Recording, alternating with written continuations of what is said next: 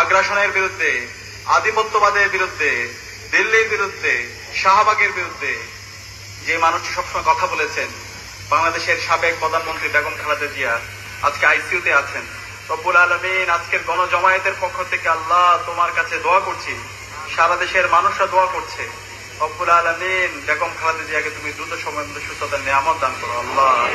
রব্বুল আলামিন আল্লাহ সকলের দোয়াগুলোকে তুমি কবুল করে নাও আল্লাহ। রব্বুল আলামিন সারা দেশের বিভিন্ন প্রান্তে যারা অসুস্থ আছে রব্বুল আলামিন সবাইকে সুস্থতার নিয়ামত দান করো আল্লাহ। রব্বুল আলামিন জুলাই বিপ্লবে যারা শহীদ হয়েছে রব্বুল আলামিন তুমি সবাইকে শাহাদাতের সর্বোচ্চ মর্যাদা দান করো আল্লাহ। রব্বুল আলামিন যারা গাজী অবস্থায় আছে, এখন আহত এবং পঙ্গু অবস্থায় আছে, হাসপাতালে বেঁধে কাতরাচ্ছে রব্বুল আলামিন তুমি সবাইকে দ্রুত সময়ের মধ্যে সুস্থতার নিয়ামত দান করো আল্লাহ। রব্বুল আলামিন বেগম খালেদা জিয়াকে আল্লাহ দ্রুত সময়ের মধ্যে সুস্থতার নিয়ামত দান করো আল্লাহ। রব্বুল আলামিন বাংলাদেশের উপর খাস রহমত নাজিল করো আল্লাহ। রব্বুল আলামিন বিভিন্ন ধরনের ষড়যন্ত্র এবং চক্রান্ত হচ্ছে আল্লাহ।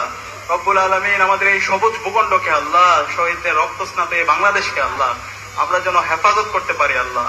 শহীদদের আকাঙ্ক্ষার আলোকে যেন আমরা বৈষম্যহীন ইনসাফ ভিত্তিক বাংলাদেশ বিনির্মাণ করতে পারি আল্লাহ। রব্বুল আলামিন তুমি আমাদেরকে সে তৌফিক দান করো আল্লাহ।